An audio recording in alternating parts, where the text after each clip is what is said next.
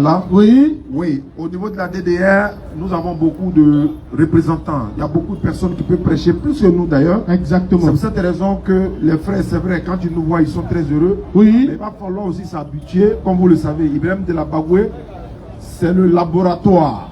Hein? Il est dans la Bagoué, certes il est à Abidjan en ce moment. Non. Faisal était là, vous avez vu. Non. Et nous serons, Inch'Allah, demain à Azopé et après-demain à Yakassé à Tobruk.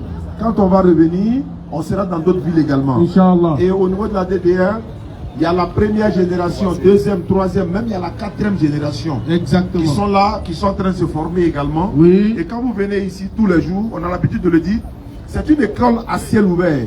On vient certes pour voir Oui. ceux qui viennent essayer de montrer que l'islam n'est pas la meilleure des religions. Non. Mais ils viennent taper poteau. Ça c'est clair. Clair. Ça fait, on rit, on est content et tout. Non. Mais en même temps on apprend. Exactement. Donc, un prédicateur qui prêche l'islam, Oui. on est tous dans le même domaine, mais il y a le domaine des imams, il y a le domaine de d'autres personnes. Nous sommes dans le domaine de l'interreligieux. Et l'interreligieux, la DDR aujourd'hui, je l'ai dit à Anyama récemment, la DDR est reconnue internationalement. Au niveau même de la France, la DDR est reconnue en France avec un agrément, avec le numéro tout, par l'État français. Sans oublier que la Côte d'Ivoire également. Donc quand on est un groupe sérieux, il y a beaucoup de choses qu'on doit faire pour que la DDR devienne encore plus internationale. On est représenté dans au moins 60 pays dans le monde. Claire. En Côte d'Ivoire, ici, près de 45 villes. Oui. Sans oublier le nombre de convertis. Mais tout ça n'est pas fait que par Ismaël Aka et Oussas Diané. Non, non, non. C'est tous ces jeunes-là qui sont réunis, Exactement. qui font la DDR. Vérité. Et aujourd'hui, il y a notre jeune frère qui est là, Mohamed Kaba, qui est notre lecteur. Inch'Allah. Et Ibrahim qui est venu de la Bagoué. Et il est là pour un mois, pour un séjour d'un mois, Inch'Allah. Non. Et Inch'Allah, quand on va aussi aller en tournée, on sera ensemble. Non. Parce que nul n'est éternel. Claire. On peut t'amener à partir un jour. C'est vrai qu'on peut rester longtemps. On veut rester mais longtemps. quoi qu'il en soit, on s'en ira. Inch'Allah. Mais est-ce que si on ne serait pas là, DDR doit mourir? Non, non. Est-ce que la prédication doit s'arrêter? Jamais. Non. Il y aura d'autres personnes qui viendront, n'est-ce pas, Vérité. pour continuer le rappel Inch'Allah. et l'appel. C'est pour dire, celui qui m'a vu, A vu le c'est Père. quel verset? Jean 8, 32. Qui est ici? Jean 10, 30. Salam alaikum wa rahmatullah. Alors.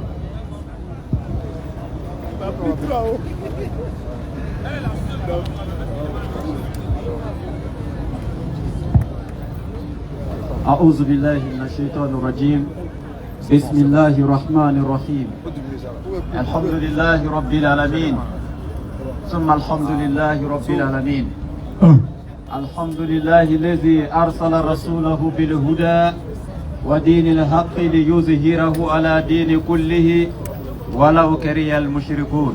Amen. Louange à Allah qui a envoyé son messager Muhammad Sallallahu alayhi wa sallam. avec la guidée ainsi que la religion de vérité, afin qu'il la fasse triompher au-dessus de toute autre religion, même en dépit de l'aversion des associateurs. Claire. يريدون ليطفئوا نور الله بأفواههم والله متم نوره ولو كره الكافرون.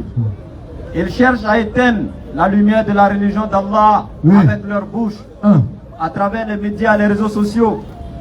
Allah dit qu'il fera vivifier la lumière de sa religion, même en dépit de l'aversion des mécréants. Claire. Louange à Allah, le créateur de toutes choses, le maître du temps et des circonstances, qui transcende le temps et l'espace. Il est la cause de toutes choses, la première cause qui cause les causes sans être causée l'incausé.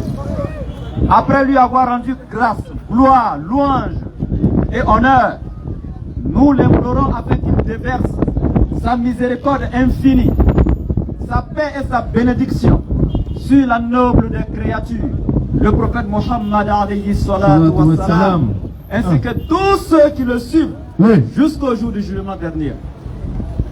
Alhamdulillah, nous sommes ici ce soir pour partager juste 3 versets coraniques avec vous. À travers ces 3 versets coraniques, Allah il nous a donné 10 commandements. Quand on parle de 10 commandements, il y en a qui pensent déjà à la Bible. Non, ça n'a rien à voir avec les 10 commandements de la Bible. Il y a 10 commandements ici, dans ces 3 versets coraniques que nous allons toucher ce soir. La sourate An'am, la sourate 6, verset 151 à 153. Oui. Ok, on dit il y a un converti. Là-haut. Ok. Il est où? Où est le converti? Celui qui veut se convertir.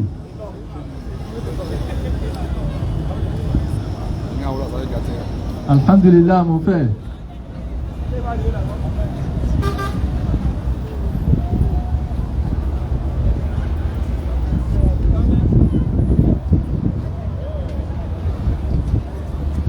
Soyez la bienvenue. Hein.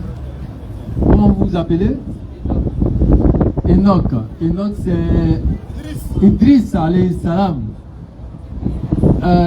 Il nous est parvenu que vous voulez devenir musulman, c'est ça? Oui, Votre religion d'origine, c'est quoi?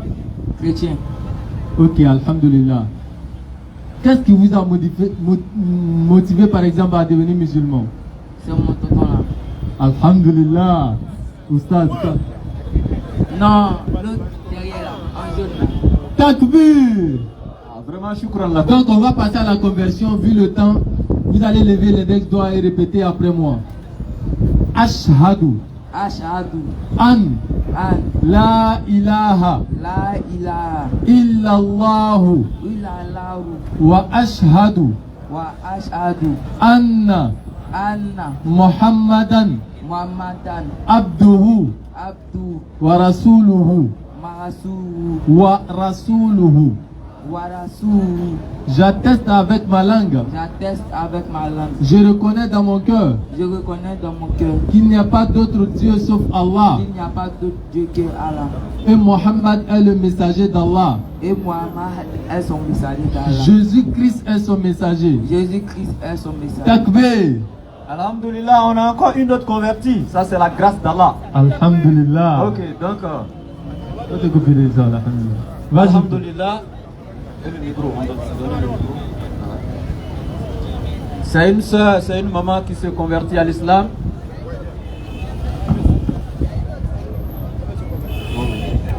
Ok, alhamdulillah. Bon, avec le temps, on va aller rapidement. Maman, est-ce que tu as été contrainte? Non. Ok, donc c'est de ton propre gré. Ok, donc tu lèves l'index droit avec moi. Tu répètes. Ashhadu an la ilaha la ilaha illallahu wa ashhadu anna Muhammadan Rasulullahi. J'atteste avec ma langue. Je retiens dans mon cœur qu'il n'y a pas d'autre Dieu qui doit être adoré en dehors d'Allah. Et j'atteste que Muhammad est son messager. Bienvenue à l'islam, ma soeur. Alhamdulillah. Ah ouais, alhamdulillah. Vraiment, c'est une grâce d'Allah. Ça, c'est vraiment une grâce d'Allah, alhamdulillah. Donc, on va continuer, Inch'Allah. Jeune soeur, on vous a contraint à devenir musulmane? Non, c'est mon. On vous a pas contrainte? Ok, merci. Donc, tu lèves l'index droit et tu répètes après moi.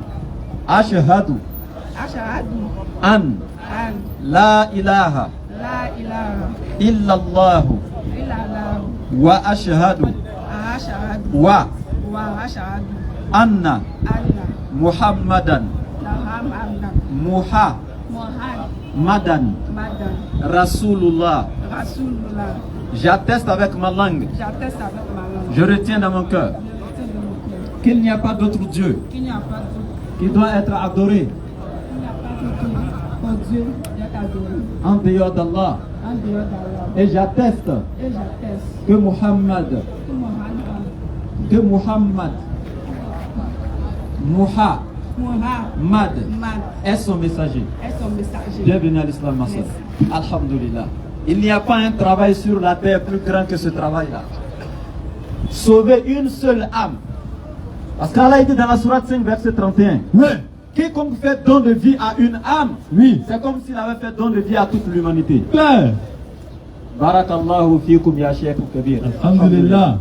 Bien, donc je continue. Un. Je disais que Non. il y avait 10 commandements. Oui. Donc 10 lois d'Allah, Un. appelées charia. Non. Donc dans la sourate 6, verset 151 à 153, le prophète alayhi salatu wassalam nous dit: celui qui arrive à observer Oui. et pratiquer ce que Allah demande, Oui. dans ces 3 versets, Oui. l'accès au paradis lui sera facile. Claire. Malgré la pluie, vous avez vu, il y a déjà 3 conversions, c'est la grâce d'Allah. Et comme le temps est menaçant, on va essayer de se mettre à l'abri. Si les choses reviennent normales, on reviendra, Inch'Allah. Dans le cas contraire, ça sera jeudi prochain. Vous allez les retrouver les 2 encore ici pour continuer leur développement. Mais je pense que c'est en train de partir légèrement. Ok, donc allons à Eza.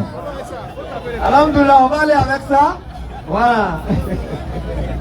Inch'Allah. Donc je disais, c'est important. Oui. Écoutez attentivement. Oui. Prenez connaissance. Un. Soyez attentifs. Oui. Je vous dis, il y a 10 enseignements. Non. Il y a 10 commandements. Oui. Il y a 10 lois. Un. Dans ces 3 versets, le prophète alayhi salatu wassalam dit: celui qui arrive à les observer, à les pratiquer, tel que demandé par Allah, Oui. l'accès au paradis lui sera facile. Et Allah il dit: Oui. Un.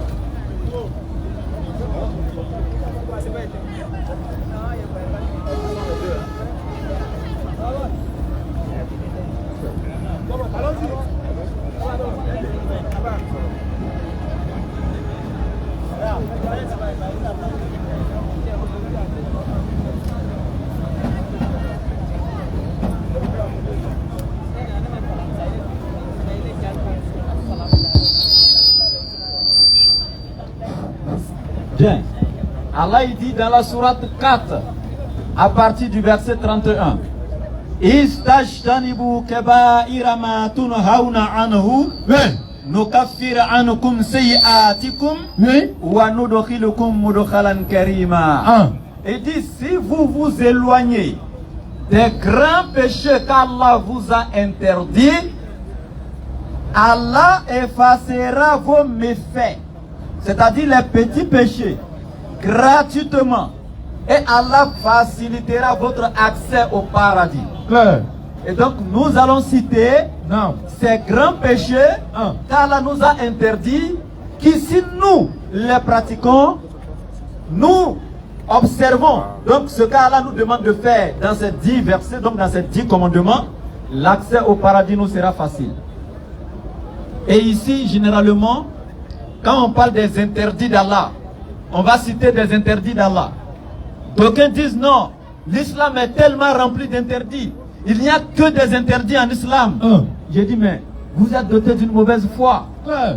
Quand Allah vous interdit une chose, Oui. il vous rend licite 10, 20, 30, voire 1000 autres choses. Non. Allah nous a interdit l'alcool. Combien de boissons existent sur la terre qui nous sont licites à boire? Question. Vous buvez les jus de fruits, jus d'ananas, jus de pomme, jus d'orange, et toutes ces boissons-là, que ce soit ce que vous fabriquez, Coca-Cola, Fanta et autres, Sprite, toutes ces boissons vous sont licites. Allah vous interdit seulement que l'alcool. Subhanallah. Allah vous interdit la viande de porc. Combien de viandes sur cette terre vous sont licites à consommer? Combien d'animaux? La viande de bœuf, de mouton, de cabri, de chameau, les animaux sauvages, il y en a plein. Allah vous interdit une chose, il vous rend licite 1000 autres choses. Claire. Il vous a interdit les femmes qui ne sont pas vos épouses, les femmes qui appartiennent déjà à quelqu'un. Allah t'a interdit la femme de ton voisin. Il t'a interdit la femme de ton ami. Mais attends, il y a combien de femmes libres qui n'appartiennent pas à quelqu'un que tu peux aller marier? Question. Tu as même ta part déjà à la maison, mais tu vas chercher pour le voisin. Mon frère, c'est quelle histoire ça là? C'est quel comportement chorégraphique ça? Si ça se passe sur ce jour, c'est bon. Hein? C'est pas bien. Vas-y, frère. Ok. Donc on va rentrer dans le vif du sujet. Inch'Allah. On y va. 6, verset 150. Allah dit: Qul تعالوا أتل ما حرم ربكم عليكم. Alhamdulillahi Rabbil Alamin. Summa Alhamdulillahi Rabbil Alamin. Voici le prophète alayhi salatu wassalam qui fait appel. Et il dit, Qul. Allah il lui donne l'ordre, il dit, dis Mohammed à ta communauté, à toute l'humanité. Parce que c'est lui qui est venu avec la forme parfaite, définitive et universelle de l'islam. Quand il s'adresse, c'est à toute l'humanité. Toute langue confondue, toute ethnie confondue, toute race confondue. Et donc il dit, Qul. Il dit, dis, ta'alaw. Il dit, approchez-vous, venez à moi, afin que je vous énumère les choses qu'Allah vous a interdites. Bismillah. Allah tushriku bihi shay'a. Et la première de ces choses, il dit, écoutez attentivement, Allah vous interdit de lui associer à qui ou à quoi que ce soit dans l'adoration. Le shirk, l'associationnisme, le polythéisme, c'est le plus grand péché de l'humanité. Il n'y a pas un péché plus grand que d'associer autre chose à Allah dans l'adoration. Et quiconque commet ce péché avant sa mort, s'il ne se repent pas, qu'il meurt dans ce péché, c'est l'enfer. Il n'y a pas de débat. Sans embouteillage. Toutes les religions de ce monde sont unanimes là, il n'y a pas de débat, même entre musulmans chrétiens. Tu as adoré une autre divinité qui n'est pas le véritable Dieu, créateur des cieux et la terre et de la terre, tu meurs, tu vas en enfer. Quand tu demandes à nos frères de l'autre côté, est-ce que vous adorez le véritable Dieu? Ils disent oui. Oui. Le Dieu qu'on adore, par exemple Jésus-Christ, c'est le véritable Dieu. C'est lui qui a créé toutes choses. Et pour eux, Allah est un faux Dieu. Subhanallah. Et donc ils nous voient directement des gens qui sont destinés à l'enfer. Parce qu'ils savent que il faut adorer que le véritable Dieu. Seulement là où ils sont en erreur, ils ne savent pas que c'est nous qui avions le véritable et c'est eux qui ont fabriqué un autre Dieu. Ou essayer d'octroyer la divinité à autre Dieu. C'est-à-dire à une créature qu'ils ont divinisée. Et donc ici, le shirk se divise en deux grandes parties en islam. Il y a le shirk akbar et le shirk asghar. Il y a le grand péché donc du polythéisme. Il y a des actes quand tu poses, tu es donc dans la grande maison du polythéisme. Oui. Et donc il y a d'autres actes quand tu poses, ça relève du shirk, mais le péché est moins donc que ceux qui sont dans la grande maison. Non. Et nous allons en citer donc quelques-uns de ces actes. Par exemple, celui qui est assis, accroupi, abaissé, donc, ou même qui est humilié devant une créature d'Allah, que ce soit un arbre, une pierre, un marigot, quelle que soit la nature de cette créature, vous dites voici notre divinité que nous adorons, s'il meurt c'est l'enfer, sans se convertir. Il n'y a pas de débat. Et ça, c'est le shirk. Et nous voyons aujourd'hui beaucoup de musulmans qui pratiquent ces choses-là directement ou indirectement. Lecteur, Sourate 72, verset 1 à 6, prépare. Et donc, nous voyons beaucoup de musulmans qui pratiquent ces choses directement ou indirectement, et nous allons en citer quelques-unes de ces choses-là. Mais je reviens ici. La définition du véritable fou, c'est ce que je vous donne. Vous voyez des gens qui se promènent en train de ramasser des ordures là, sur les poubelles. Ce ne sont pas des fous, hein. Et ils sont des malades mentaux. Et ils ont un problème mental. Mais celui qui dit qu'il est doté de toutes ses facultés mentales, et qui va s'accroupir en haut d'un caillou en train de parler seul, voici le véritable fou. C'est un fou. Et donc, faites la différence entre le fou et le malade mental. Bien. Et donc, celui qui va adorer le fétiche, celui qui l'adore est un idolâtre. Donc il est dans le polythéisme. Ça fait un. Celui qui va demander l'aide de celui qui adore le fétiche est aussi dans le polythéisme. Donc beaucoup pensent que moi-même je n'adore pas fétiche, mais on te dit il y a un idiotique là-bas là. Ah, en tout cas ton problème que tu dis tu as vu les marabouts n'ont pas pu gérer là. Lui là c'est un kun faya kun, hein. Si tu vas le voir là, tu donnes 3 colas avec un coq rouge seulement, ton problème est réglé. Propre.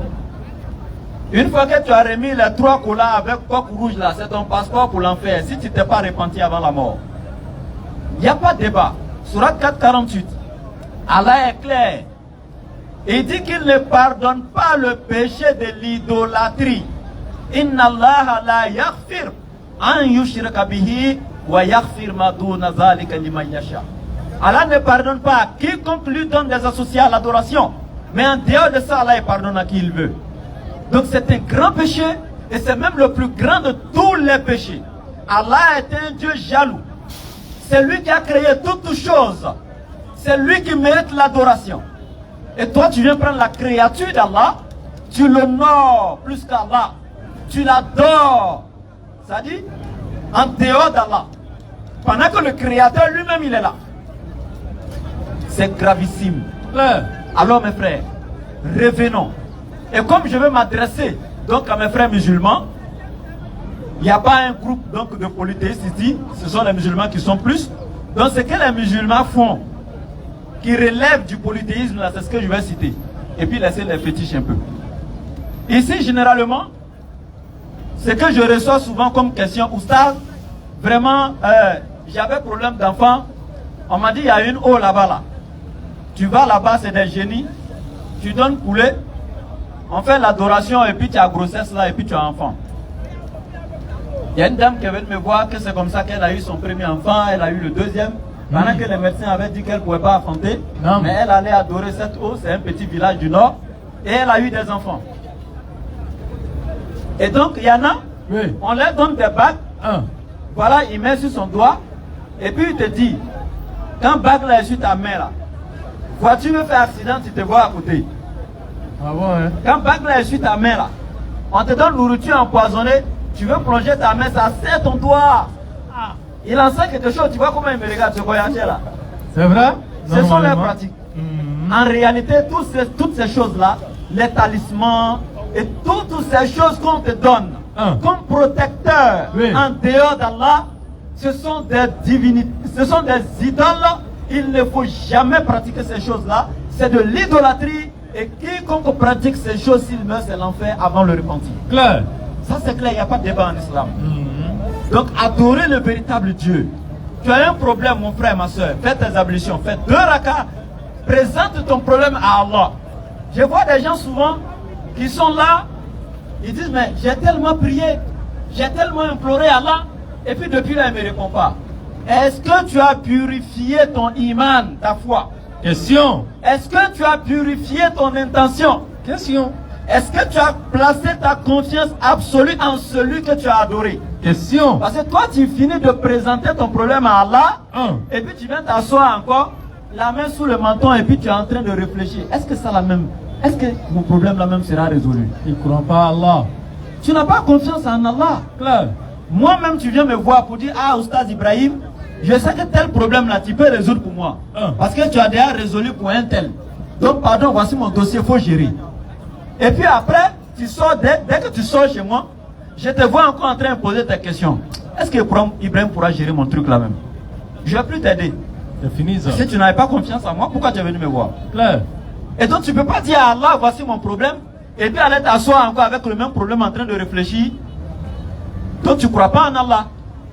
Et moi je vous dis, plutôt que de montrer à Allah que tu as des grands problèmes, montre à tes problèmes qu'Allah est grand et place ta confiance en le vivant, celui qui ne meurt pas. Jamais.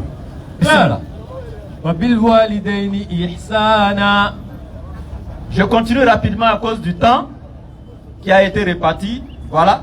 Et donc le deuxième commandement après donc l'associationnisme, Allah il dit si wabil walidaini ihsana, il dit et sois bienfaisant. Subhanallah. Allah il dit d'être bienfaisant envers nos pères et mères. Aujourd'hui c'est un grand fléau. Aujourd'hui les enfants, les jeunes d'aujourd'hui, les parents souffrent. La moitié, presque tout le monde, dans leur bagage aujourd'hui, il y a au moins 10 à 5% de malédictions qui les suivent. Claire. Les parents n'ont pas été honorés à la hauteur de ce qu'ils méritent. Ils n'ont pas été respectés à la hauteur du respect qu'ils méritent. Et c'est gravissime. Alors, quand vous imaginez un peu, la maman, cette femme qui t'a porté dans son ventre pendant 9 mois. C'est pas 9 jours. C'est pas 9 semaines. Pendant 9 mois, tu as été dans son ventre. Tu as grandi là. Oui.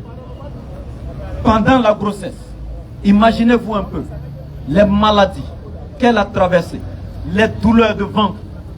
Je vous assure, les nausées, elle vomissait. Subhanallah. La maman a traversé souffrance, souffrance, peine, sur peine. Je vous assure, jusqu'au jour de l'accouchement, les douleurs de l'enfantement sont encore plus que les douleurs qu'elle a traversées pendant les 9 mois. Subhanallah. Et là, sacrifiant sa vie, elle te donne la vie. Sacrifiant sa vie, elle te donne la vie. Et même pendant l'accouchement, si les médecins lui disaient, madame, il y a une situation difficile, il faut choisir entre vous et votre enfant, elle allait sacrifier sa vie pour te donner la vie, wallah. Ça, ce sont nos mamans. Elles se sont sacrifiées entièrement pour nous. Pendant que nos parents étaient à leur côté, en train de les soutenir, durant toute la période de la grossesse, le père, pour lui, n'était pas une souffrance physique comme pour maman, mais pour lui, était une souffrance morale. Voyant sa femme dans ses difficultés, je parle bien des hommes dignes de ce nom. Je parle bien des hommes responsables. Pas les hommes qui ont juste engrossé une femme, vous allez m'excuser du terme, et ensuite qui se sont détournés d'elle. Et il y en a plein comme ça. Des hommes irresponsables qui n'assument pas.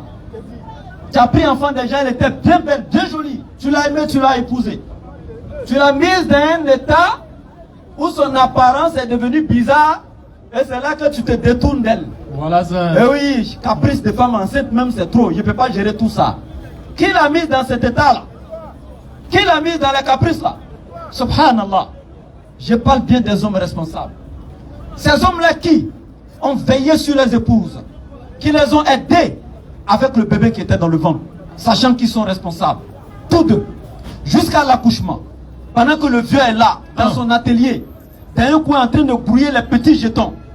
D'abord même, il a encore quelques crédits de son ami ou son voisin qu'il n'a pas encore payé, qu'il avait pris pour les visites de la grossesse à l'hôpital. Parce que lui mange au jour le jour. Il n'a pas de grands moyens.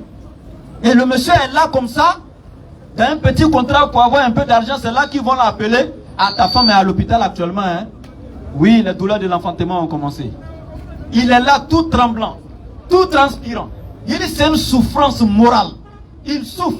Surtout quand il arrive à l'hôpital et puis on lui dit elle ne peut pas accoucher par voie normale. Il faut une césarienne. Il est dans tous ces états, subhanallah. Les parents ont connu ces souffrances. Même quand une sage-femme sort de la salle, il se lève dans la salle d'attente, il demande qu'est-ce qui se passe là-bas. Il craint la vie de sa femme et de son enfant, subhanallah. Pendant que maman est en train de se sacrifier, papa est en train de souffrir. Et dans ça, tu es né. Tu es devenu une autre charge de plus à papa et à maman. Pour avoir eux-mêmes leurs deux, c'est-à-dire leurs dépenses quotidiennes, c'était déjà un problème. Et maintenant, toi, tu es arrivé. 2 jours, l'enfant est malade. On doit faire tant, on doit faire ceci pour l'enfant. Le vieux, il va souffrir. La maman, elle va t'allaiter. Et elle va perdre le sommeil qu'un homme peut faire. Un sommeil naturel d'une nuit, elle va perdre ça. Elle ne pourra plus passer toute la nuit à dormir. Tu peux la réveiller 2 ou 3 fois dans la nuit pour lui demander à manger. Elle est obligée de couper son sommeil pour te donner à manger. Fille à Maïni, pendant 2 ans, elle ne fait que t'allaiter. Wallahi. Et aujourd'hui, maman t'appelle à 2 h du matin, tu dis, oh maman, mais ta commission va pouvoir attendre demain. Tu as gâté mon sommeil. Il y a d'autres même qui disent, maman, tu m'embêtes. Subhanallah. Combien de fois toi tu as gâté le sommeil de maman? Et dans tout ça encore, nous les hommes qui avons les tempéraments chauds, quand l'enfant pleure, on se lève et puis on dégage la femme encore. Et après ton enfant, tu vas aller dehors là-bas. Je travaille toute la journée, je suis fatigué là. C'est elle qui va sortir dans fraîcheur là dehors. Tant que tu ne dors pas, elle ne peut pas rentrer. Subhanallah. Et aujourd'hui, nos parents sont là. Tu as trouvé la vieille qui est là. C'est des jardins. Il faut arriver chez nous au nord. Il n'y a pas d'autre activité. Elle va faire un petit jardin à côté de la cour. Elle va planter des légumes, aubergines, tomates. Tu la vois avec son petit pain sale là, tout le temps en train de tourner là. Elle va, même pendant la saison sèche, elle va aller chercher l'eau dans les puits pour venir arroser. Et quand ça donne, elle va aller vendre pour avoir au moins 600, 500 francs. Elle va penser à acheter des petits complets pour venir toi te porter. Et puis elle est contente, elle est toujours avec son petit pain sale. Claire. Quand toi tu es bien habillé, elle est heureuse. Quand toi tu souris, elle est contente. Je vous dis, l'amour d'une mère est inqualifiable et indescriptible. Le cordon que la sage femme coupe là, ça c'est le cordon physique. Ce n'est pas le véritable cordon. Personne ne peut couper le véritable cordon qui lie un enfant à sa mère. Personne. Subhanallah. Alors, Allah il dit Wabil walidayni ihsana. Il dit vos deux parents, soyez bienfaisants envers vos parents. Subhanallah. Et c'est pourquoi dans la sourate 17, à partir du verset 23, Allah il va continuer en nous disant Wa qada rabbuka alla ta'budu illa iyyahu wa bil walidayni ihsana. Imma yablughanna 'indaka al-kibara ahaduhuma aw kilahuma fala taqul lahumā uffin wa la tanharhuma wa qul lahumā qawlan karīmā. Subhanallah. Allah il dit Oui. Wa qada rabbuka alla ta'budu illa iyyahu. Ton Seigneur a décrété nul ne doit être adoré en dehors de lui. C'est à lui seul qu'on doit vouer un culte exclusif et sincère dans l'adoration. Le tawhid, quand on vous parle de l'unicité d'Allah, c'est le fait d'affirmer, de maintenir et de réaliser l'unicité absolue d'Allah dans chaque moment de ta vie, dans chacune de tes pensées et dans chacun de tes actes. C'est la conception nette qu'Allah est un, absolument unique et transcendant. Alors, après avoir établi le tawhid dans ta vie, dans chaque moment de ta vie, dans chacune de tes pensées, Oui. et dans chacun de tes actes, Allah il te dit Wabil walidayni ihsana. Tes deux parents, ton père et ta mère, tu dois être bienfaisant envers eux. Tu dois être reconnaissant pour ce qu'ils ont fait pour toi. Et alors, certains me disent souvent, mais moi, quand je serai fonctionnaire un jour, quand je serai un homme riche, je vais construire des villas, des immeubles pour papa et maman. Non. Ouais, je vais leur donner des grosses voitures. Un. Est-ce que tu es obligé d'être riche avant d'être reconnaissant envers ton père et ta mère? Un. Est-ce que c'est avec le matériel de ce monde-là que tu dois mettre papa et maman en joie? Question. Tu ne sais pas que le matériel par rapport à toi leur incombe peu? Est-ce que tu es obéissant à papa? Question. Est-ce que tu es obéissant à maman? Question. Est-ce que tu leur donnes leurs droits sur toi? Réflexion. Est-ce que tu accomplis tes devoirs envers eux? Méditation. Est-ce que le respect qu'ils méritent, tu leur donnes ce respect? C'est de ça qu'il s'agit. Un. Est-ce que ma soeur, quand tu te lèves, Oui. tu nettoies la maison de maman? Est-ce que tu balayes? Est-ce que tu laves les assiettes? Est-ce que tu demandes à maman si elle a des habits sales? Est-ce que tu fais le ménage pour maman? Mon frère, quand tu te lèves, as-tu nettoyé les chaussures de papa? As-tu nettoyé sa voiture, sa moto avant qu'il ne sorte pour aller au travail? Est-ce que tu as désherbé la cour? Quel acte tu as posé qui peut rendre papa et maman fiers de toi? C'est de ça qu'il s'agit. Depuis le mariage avec ton père, ta mère ne fait que cuisiner, Oui. laver les habits, laver les assiettes, nettoyer la maison, jusqu'à ce qu'elle porte ta grossesse. Pendant que tu étais dans son ventre, elle a continué avec ces mêmes choses. Jusqu'à ton accouchement, elle a continué. Et tu as même été encore un plus. Elle va te laver, laver tes habits, etc. Et elle a continué ainsi, jusqu'à ce que tu aies 10 ans, 15 ans. Quand maman t'appelle, Awa, Kadi, viens laver les assiettes ou bien il faut préparer, elle va forger un mensonge. Ah maman, je devais faire devoir de maison et mes camarades de classe là, mais t'as là il est. Elle a un cahier pour mettre ici les pièces en bas. Tu es maudite ma soeur. C'est une malédiction, ça il faut le dire. Pourquoi marcher sur les mots? C'est une malédiction. Oui. Et c'est maman qui va continuer, toi une grande fille de 17 ans, 18 ans. Continuer à laver tes habits, préparer se brûler dans la cuisine, les marmites chaudes. Hein? Dans la chaleur, dans la fumée. Et toi tu vas venir t'asseoir, tu vas laver ta main tranquillement, tu manges. À cet endroit, elle t'a dit de laver là. Tu vas forger encore un autre mensonge pour sortir. c'est gravissime. Et Allah il dit Wabil walidayni ihsana. Il dit Imma yablughanna indaka al-kibara ahaduhuma aw kilahuma fala taqul lahuma uffin.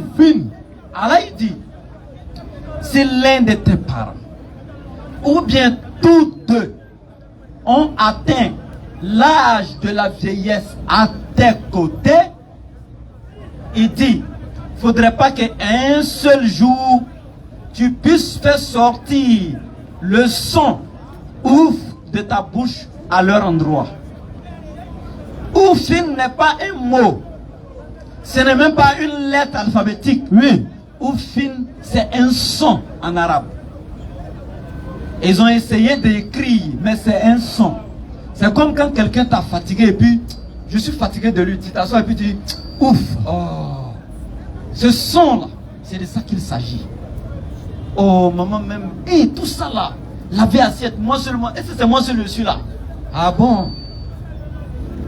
Et une fois que tu sors le son ouf de ta bouche, il faudrait que tu ailles t'agenouiller pour demander pardon rapidement à maman ou à papa. À cause de tes sons, de ce son que tu as sorti de ta bouche. Claire. Le son ouf. Allah il t'interdit catégoriquement de prononcer, de sortir ce son. Juste parce que maman t'a donné 1, 2, 3 petits boulots dans la journée, tu trouves qu'elle t'a trop fatigué. Papa t'a envoyé ici, tu es venu. Il dit il faut aller faire ceci. Oh, papa même fatigue. Parce que tu voulais sortir avec tes amis. Tu voulais aller au grain. Il y avait un rendez-vous. Il y avait un ken là-bas à gérer. Et puis papa a changé ton programme. Il dit oh le vieux là même il mélange trop les gens. Ah bon? Toi tu sais combien de boulot de papa tu as mélangé? Question. Papa voulait aller gérer ces trucs. Maman l'a appelé que toi tu es malade. Il l'a laissé et puis il est parti à toi à l'hôpital. Toi tu sais combien de rendez-vous de papa tu as mélangé? Combien de rendez-vous de maman tu as mélangé si tu connais? Soyez reconnaissants. Mais il y a une chose dans ce verset, je vais tirer votre attention. Allah il dit Indaka dans le verset.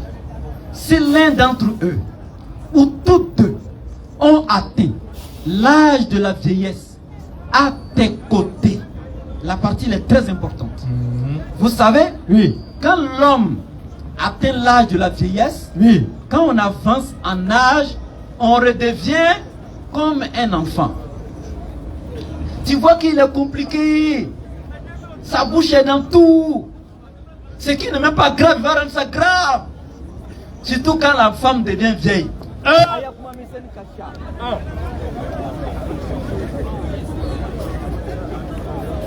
Les sorcières là.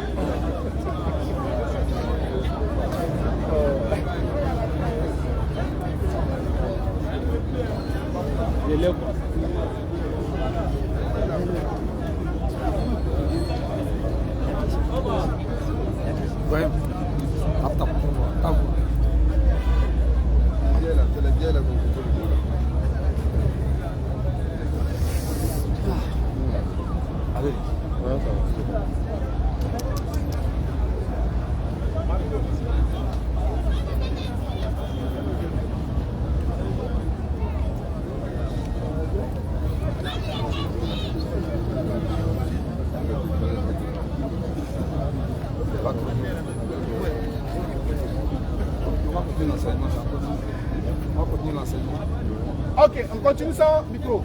Ok, alhamdoulilah. Non. Vas-y, frère. Ok. Donc je disais, quand nos parents deviennent vieux ou vieilles, Oui. tu vois que les petits trucs enfantés, donc c'est en ce moment que tu es beaucoup éprouvé. Parce que Allah il te dit de ne jamais dire ouf. Et c'est en ce moment que Ayakuma Kacha, trop de petits bobos. Donc là, tu es beaucoup éprouvé. Chose que tu n'as pas fait, les gens vont t'insulter que c'est toi qui as fait. Mais Allah il dit quoi? Voilà, tanaharuhuma. Faut jamais lever le ton. Jean, tu viens et puis tu dis, hé maman, c'est pas moi qui ai fait ça là. Eh, papa, est-ce que tu m'as vu? Eh, Allah il dit, ne jamais lever le ton quand tu parles. Quand maman lève le ton, toi tu baisses la voix. Quand papa lève le ton, toi tu baisses la voix. Wakulahuma kaulan kerima.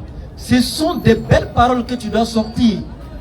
Tu n'as qu'à juste dire, maman, ce n'est pas moi. Il faut bien te renseigner. Tu sais qui a fait ça? Parle avec douceur. Justifie-toi avec douceur. Oui. Ne pas venir t'arrêter. Est-ce que c'est moi qui ai fait? Non. Vas-y, Doucement. frère. Et donc, je vais terminer avec la partie où il dit à tes côtés. Parce qu'il y a des gens aujourd'hui, Oui. quand il devient un petit cadre, il a une petite fonction quelque part où il est honoré, il est ministre, il a un grand DG quelque part. Il ne veut plus afficher ses parents. Hein? Maman est là, la peau ridée, les dents sont tombées, la salive qui verse, sale comme ça là. Il ne peut pas la prendre au village pour une déposer dans sa belle villa à Abidjan. Et puis ses collègues ministres vont venir voir sa maman comme ça. Non. Lui, il va au village, il construit une belle maison. Oui. Maman est là-bas. Chaque fin de mois, l'argent vient. Il y a des domestiques, des servants là-bas ou des servantes. En tout cas, rien ne manque. Hein. Et puis, il est fier. Il dit non, rien ne manque à mes parents au village. Hein. Ils ont tout. Et Allah dit, tu n'as rien fait. Allah dit à tes côtés, et s'il a dit loin de toi. Toi, quand tu étais petit, quand maman voulait partir au marché, tu criais, waouh! Elle te prenait. Et c'est pas pour te laisser. Tu ne voulais pas qu'elle s'éloigne de toi. Toi, aujourd'hui, tu l'amènes quelque part que tu as donné tout là-bas. Est-ce que c'est toi, on te faisait arrêter ici? Et puis on déposait ici tout l'or et tous les diamants du monde. Et puis on demandait à maman de choisir entre toi et le matériel du monde. Elle allait choisir quoi? Question. Donc tu dois savoir que l'argent que tu envoies là, ça lui incombe peu. C'est toi, ta présence qui l'intéresse.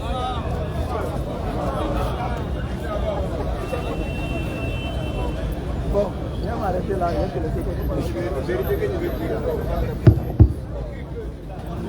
Ah bon?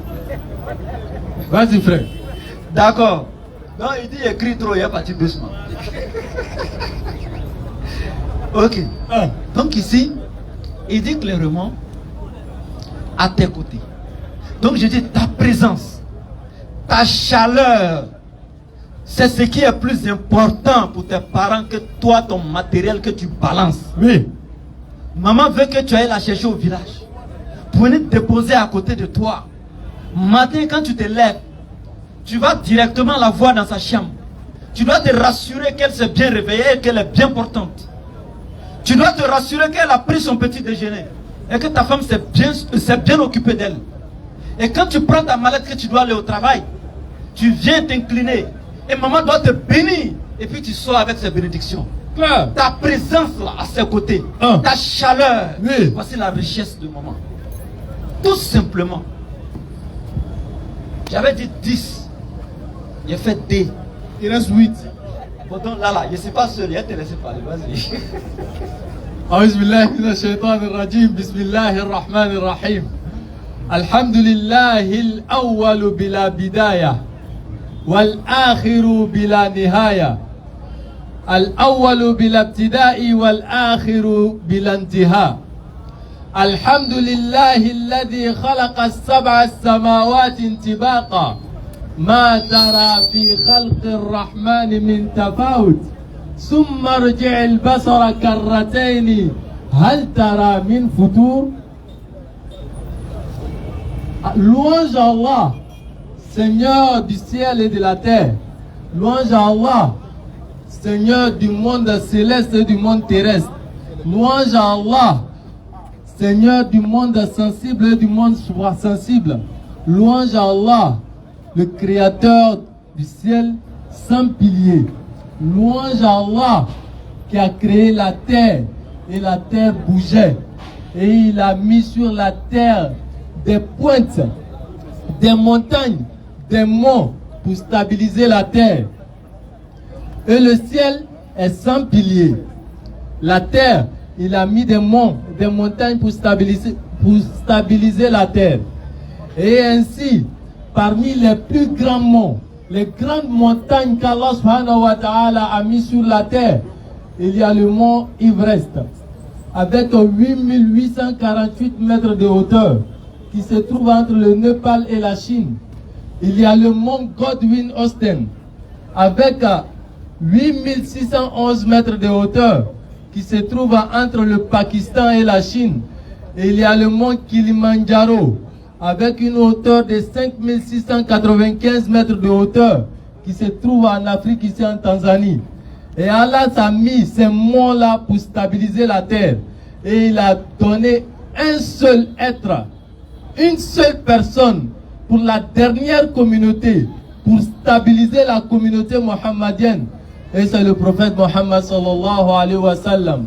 Et quand il est venu, le monde était dans le ténèbre total. C'est lui qui est venu tirer les gens des ténèbres spirituelles à la lumière parfaite. Il est venu trouver que les Arabes enterraient leurs filles parce que les femmes étaient sujets de honte pour eux. Il est venu dire dans la sourate Takwir, wa izal ma'udatu su'ilat bi ayyi zambin qutilat. Ces bébés, vous les enterrez pourquoi? Elles ont fait quoi de mal? C'est le prophète Mohammed sallallahu alayhi wa sallam qui est venu sortir ces gens-là de ce péché-là. Il est venu trouver que le monde était dans le désert, dans le déshonneur. Et les Arabes, une femme arabe qui se croyait femme, elle allait mettre une tente à la route, sur la route des passagers, les voyageurs. Et elle couchait avec plus de 10 hommes. Et elle trouvait un homme riche et attribuait l'enfant qu'elle va donner naissance à ce riche-là. Et c'est le prophète Mohammed sallallahu alayhi wa sallam qui vient dire dans la sourate 17 verset 32. Dans la sourate 17 verset 32, wala taqrabu zina, et n'approchez point la fornication. Ce bel homme-là, doté d'un visage lumineux et d'une personnalité exceptionnelle, on ne pourrait l'attribuer de défauts. Ses yeux noirs et pétillants, ses cils épais, sa voix délicate, l'extrémité de ses sourcils était fine, le noir et le blanc de ses yeux étaient remarquables, le contour de ses yeux était naturellement souligné de noir, ses cheveux noirs foncés à ses grands détails. Il était extrêmement beau, charmant, élégant. Quand il conversait, coulait de sa parole la beauté et la délicatesse. Ses mots étaient formulés comme des perles alignés et qui coulaient tous distinctement. Voilà notre prophète Mohammed sallallahu alayhi wa sallam. Et pour ne pas aller loin, on va ouvrir le scanner pour permettre à nos frères chrétiens, athées ou musulmans même à venir poser des questions, Inch'Allah. Wassalamu alaikum wa rahmatullahi wa barakatuh. Wa alaikum assalam wa rahmatullahi wa barakatuh. Assalamu alaikum wa rahmatullahi wa barakatuh. Inch'Allah, on va passer aux séries de questions et réponses. Si M. Aboubakar Siddiq plutôt, il est là, qu'il nous fasse signe, Inch'Allah. Abbas. Allô. Bonsoir. Bonsoir frère. On m'a besoin de dire pourquoi les musulmans ne mangent pas porc.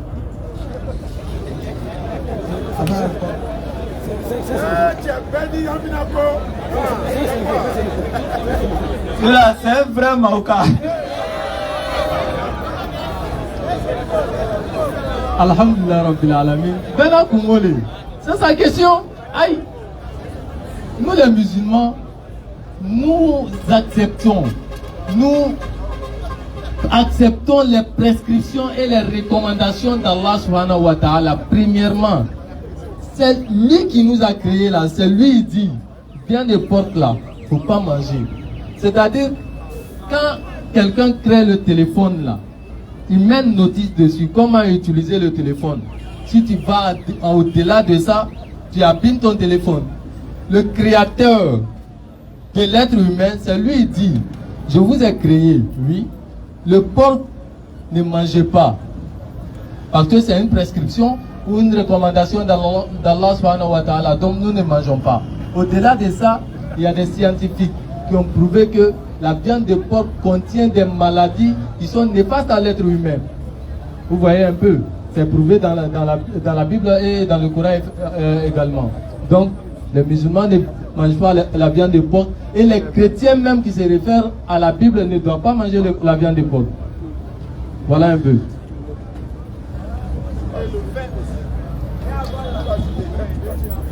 Ok. Tu demandes pourquoi on ne boit pas le vin. Oui. Et oui, il dit le vin aussi. Ok. D'abord, nous ne buvons pas le vin également. Parce que d'abord, Allah lui-même, il nous a interdit donc le vin. Voilà tout ce qui est boisson enivrante. Voilà tout ce qui peut rendre ivre. Allah nous a interdit catégoriquement. Tout ce qui est alcoolique, Allah nous a interdit. Et Allah est celui qui connaît sa création mieux. Voilà. Celui qui t'a fait, c'est lui qui te connaît mieux que toi-même. Donc c'est ce qui est bon pour nous et ce qui n'est pas bon. Maintenant, quand bien même que Allah nous a interdit, nous-mêmes aujourd'hui dans la société, avec notre intellect, avec la faculté de discernement, quand nous voyons les conséquences du vin et de l'alcool, nous savons que vraiment c'est quelque chose à bannir de notre société. C'est quelque chose à interdire. Parce que, quelqu'un qui boit et qui est saoulé, il n'est plus doté de toutes ses facultés mentales. Donc il devient égal à un animal. Tout lui est permis. Viol, meurtre, accident et tout. Voilà, donc je m'arrête là. Merci. Ok, merci beaucoup pour les enseignements. Monsieur Kamara est demandé. Kamara est demandé pour sa question. Voilà, il arrive. Inch'Allah.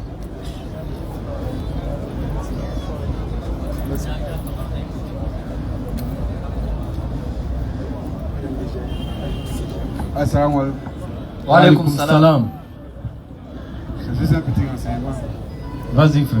Le mardi passé, nous avons célébré la fête de l'Assomption. Ah. Les chrétiens disent que après la mort de la Vierge Marie, Jésus l'a fait monter au ciel. Mais savoir est-ce que c'est biblique ou est-ce que c'est coranique? Bien, alhamdulillah. Très belle question. Ok. En réalité, cela ne s'est jamais passé. Coraniquement, hein. Voilà, chez nous, dit que quand Marie est morte, son fils Jésus est venu faire monter son corps. Ça n'existe pas chez nous en islam. C'est chez eux les chrétiens là-bas. Est-ce que ça existe dans la Bible? Ok. Ça existe dans la Bible pour ceux qui ont autorisé ça. Parmi eux-mêmes, les chrétiens, il y en a qui ne sont pas d'accord qu'elle soit montée physiquement. Pour eux, c'est juste l'âme, comme tout le monde naturel qui est monté. Mais il y a une grande majorité qui pense qu'elle est montée même physiquement. Et donc, quand je dis ça existe chez eux dans la Bible, parce qu'ils vont te prouver ça. Mais nous, on ne voit pas ça littéralement écrit. Marie est montée au ciel avec son corps et autres. Jésus est venu la prendre pour elle. Ce n'est pas écrit littéralement. Mais c'est pour eux, ils vont te fabriquer des versets là-bas. Voilà. Ok, merci beaucoup. Monsieur Takite Mohamed. Ah, Figa va nettoyer maintenant. Diakité Mohamed pour sa question. Voilà. Le parent parti, tu as créé petit poteau. Monsieur Khalil est demandé. Khalil est demandé pour sa question. Il arrive.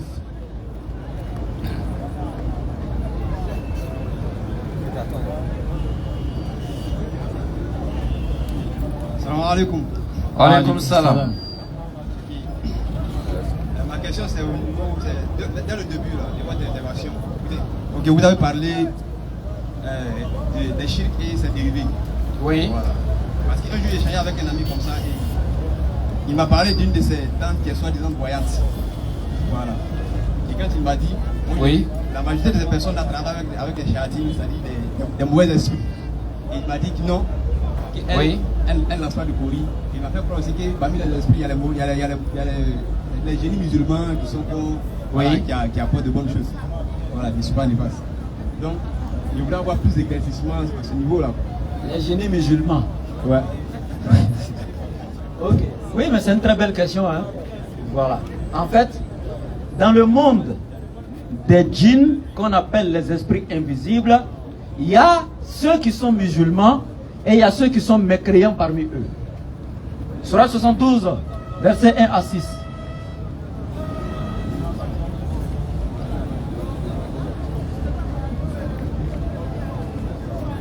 Surah 72 au verset 1. Oui. Dit, il m'a été relevé d'un groupe de djinns, prêtait l'oreille, puis dit, nous avons certes entendu une lecture du Coran merveilleuse qui guide vers la droiture. Nous y avons cru et nous avons associé jamais personne à notre Seigneur. En vérité, notre Seigneur, que sa grandeur soit exaltée, ne s'est donné ni compagne ni enfant.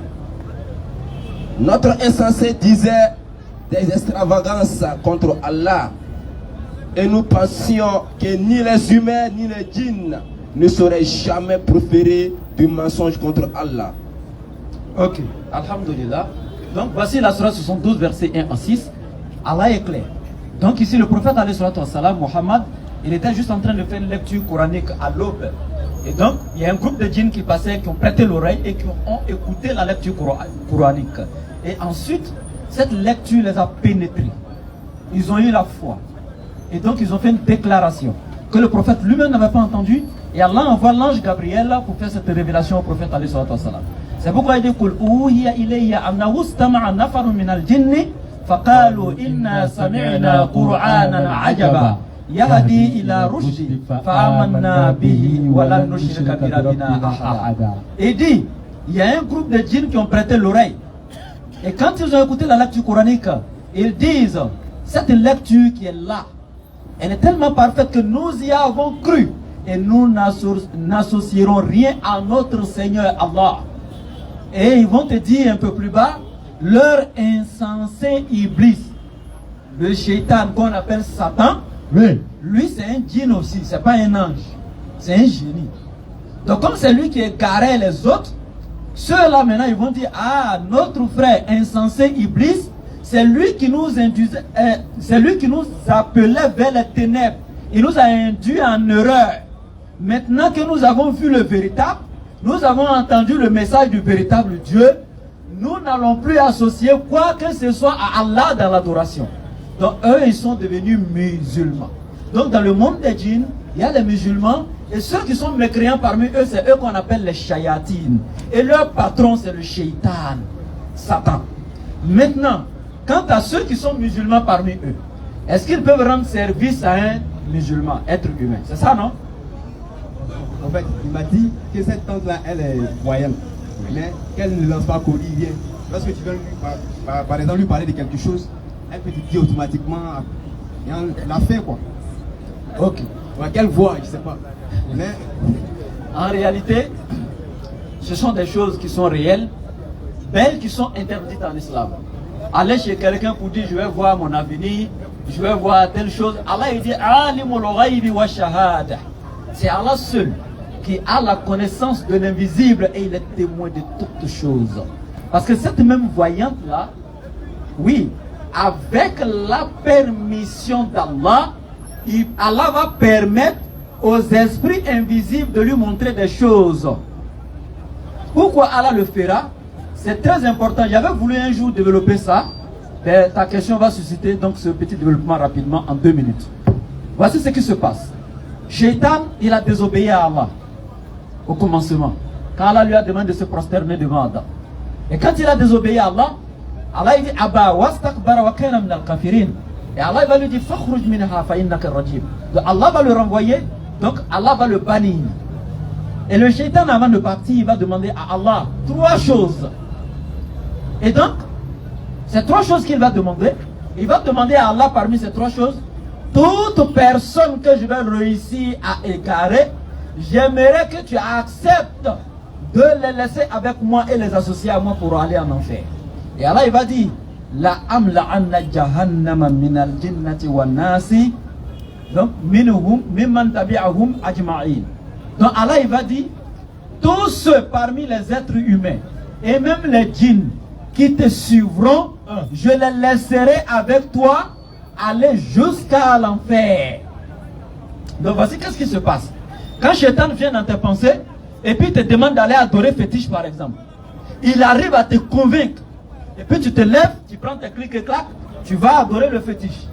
Le Shaitan fait sa prière dans le monde invisible que toi tu ne vois pas. Il dit Allah, il y avait un contrat entre nous. Tu m'avais promis que si j'arrivais à égarer quelqu'un, tu allais l'associer à moi. Mais pour que celui-là soit mon associé, il faut que sa demande là soit exaucée. il demande maintenant, j'ai pu le convaincre, j'ai pu le garer jusqu'en haut du fétiche. Maintenant, ce qu'il demande au fétiche, pour qu'il reste mon associé, il faut exaucer. Il faut tenir ta promesse. Inna Allah la yukhliful mi'ad. Et Allah ne manque jamais à ses promesses. Donc, c'est Allah qui exauce encore ce que tu demandes en haut du fétiche. Sinon, le morceau de bois ne peut rien faire. Parce qu'Allah avait promis ça à Shaitan. C'est pourquoi il dit Macha Akira wa Imma Kafura. Allah il va t'exaucer dans les deux voies. Oui. Mais seulement si tu prends le mauvais, tu auras ce que tu mérites et ta récompense c'est l'enfer. Tu prends la bonne voie, tu auras ce que tu mérites, ta récompense sera le paradis. Donc elle peut bien voir des choses, mais n'empêche que c'est interdit en islam. Le féticheur peut bien faire des miracles, mais c'est interdit en islam, n'est-ce pas? Bien, donc maintenant je termine. Même si ta question n'était pas là, est-ce qu'un djinn musulman peut rendre service à un homme, un être humain musulman comme ça? Il y en a qui me posent souvent la question. Il dit mais attends, un djinn c'est une créature. Eux ils nous voient, nous ne les voyons pas. Parce qu'au temps de Moulk Suleiman alayhi salam, c'est là qu'ils ont demandé à Allah de mettre un voile entre eux et les êtres humains. Mais avant cela, ils cohabitaient avec les êtres humains, tous étaient visibles. On se voyait. Et donc maintenant, pour terminer, s'il vous plaît, pour terminer, donc maintenant, ces djinns-là, s'ils sont musulmans, et qu'ils te rendent un service, il y a les djinns qui apparaissent à des gens, ils les rendent service, djinns musulmans, hein, qui n'est pas dans le shirk, c'est licite en islam, il n'y a pas de débat entre les savants. Pourquoi? Les savants ont conclu en disant, ton frère être humain là, c'est pas une créature. Mais souvent tu lui dis, ah, mon frère, donne-moi 1000 francs. Tu lui as demandé, est-ce que tu l'as associé à Dieu? Donc le djinn aussi est une créature. Mais ils sont musulmans. Pas djinn qui te dit il faut prier 2 rakats en faisant face à l'ouest. Il faut prier 6 pots de chien. Chaque mois, il faut tuer un mouton pour nous te rendre riche. C'est pas ça. Ok. Merci. Ok, merci beaucoup, Inch'Allah. Monsieur Isaac a demandé, entre-temps, une question anonyme, Oustaz. On demande est-ce que la prière de Juma est obligatoire? La prière de Juma est obligatoire sauf si tu es en voyage ou tu es malade ou tu es coincé. Il y a des exceptions, hein, les daroura en islam. Peut-être que tu es en train d'assister un malade à l'hôpital, tu ne veux pas quitter près de lui. Voilà, donc la prière du Juma n'est pas obligatoire. Tu es en voyage, il n'y a pas de souci, toi-même tu es malade, etc. Donc quand il n'y a pas de contrainte, c'est obligatoire. S'il y a contrainte, il n'y a pas de souci. Ok. Bonsoir. Oui, bonsoir frère. Et ma question est simple. Oui. Tout à l'heure, il y a vu le développement du frère. Oui. Au sujet de Satan, du diable, du Lucifer. Oui. Le diable, il a dit tout à l'heure que le diable a demandé un accord à Dieu. Oui. Et que Dieu puisse lui permettre. Et Dieu, après avoir désobéi à Dieu, Dieu le chasse et il dit à Dieu, si bien entendu, permets-moi d'égarer certaines personnes et ces personnes-là. Non, pas permets-moi d'égarer des gens. Bon, il veut que tu reviennes à ce te plaît. Ah, ok. Dans l'échange du shaitan dans la sourate 7 avec son créateur, et il dit à Allah, c'est le shaitan qui dit à Allah, je vais égarer les êtres humains. Je vais me placer devant eux, derrière eux, à leur droite, à leur gauche, je vais les saisir. Je vais embellir le monde devant eux. Je vais les détourner de ta face, etc. Et c'est en ce moment, Allah il va lui dire, oui, tu ne pourras égarer que ceux qui accepteront de te suivre et non les élus d'Allah. Et donc, dans la suite de l'échange, Allah il va lui dire maintenant, tous ceux que tu réussiras à égarer, je vais les associer à toi, djinn et homme, jusqu'à l'enfer. Donc Allah lui fait une promesse. Et comme Allah ne manque jamais à ses promesses, donc quand le shaitan finit de t'égarer, donc c'est Allah maintenant qui tient sa promesse. D'accord, merci. Et pendant ces conversations, est-ce que les êtres humains étaient déjà sur terre? Est-ce qu'il y avait déjà des créatures sur la terre? C'est ma première question qu'elle a. Est-ce qu'il y avait déjà des premières personnes? Pendant cette conversation, c'est en ce moment que Allah venait de créer Adam, le père de l'humanité. Et il a demandé aux anges, c'est le premier être humain, hein, sa femme Ève même n'était pas encore créée. Et il a demandé aux anges de se prosterner devant Adam. Et tous les anges se sont prosternés, excepté Iblis. Et c'est là que l'échange a eu lieu. Il n'y avait pas d'autres êtres humains. D'accord, il n'y a pas de souci. Et il revient directement à ma question. Je veux savoir, entre le diable et Dieu, qui est à la base de tous ces malheurs sur la terre, ces guerres, ces détournements, c'est tout ce qui se passe sur la terre là. Je veux savoir qui est à la base de ça. Tous ces malheurs, pas le bien, hein, mais je parle de tous ces malheurs qui sont sur la terre. Entre le diable et Satan, et entre le diable et Dieu, qui est à la base de ça? Ok. Allah est le créateur de toutes choses, le bien comme le mal. Oui. Et maintenant, Allah il a créé l'être humain. Et il a posé l'être humain entre le bien et le mal. Et il a dit à l'être humain, tu as le don du libre arbitre. Soit tu suis Allah en pratiquant le bien, ou tu suis le diable en pratiquant le mal. Doté du libre arbitre, l'être humain fait son choix. C'est comme le couteau. Il est là. Quelqu'un peut prendre pour couper ses légumes, préparer, manger. Quelqu'un peut prendre pour aller tuer l'autre. Donc, le mal et le bien existent, mais c'est le shaitan, c'est le Satan qui pousse l'homme à aller vers le mal et c'est Dieu qui appelle l'homme vers le bien. Si je comprends bien, c'est le Satan qui est à la base de tout malheur sur terre. Oui. D'accord. Et Satan, c'est la créature de Dieu. Bien sûr. D'accord. Et Dieu, il permet que Satan fasse tout ce mal sur la terre sans réagir. C'est-à-dire que tu mens. Est-ce que tu trouves ça? Est-ce que c'est normal? Ok. Est-ce que c'est normal? Il n'y a pas de souci. C'est une très belle question. Non. Ok. C'est une très belle question. Non, c'est une très belle question. Voilà, rien de mal à ça. Bien. Vous avez utilisé le verbe permettre et non le verbe ordonner. Allah n'ordonne pas le mal. Ben, je vous dis, Allah a créé un système dans son monde. Et, je me répète encore, Allah a établi l'être humain et il a mis l'être humain face à un examen en lui donnant le don du libre arbitre. Il a créé le paradis et l'enfer. Il a créé le mal et le bien. Et l'être humain est en examen.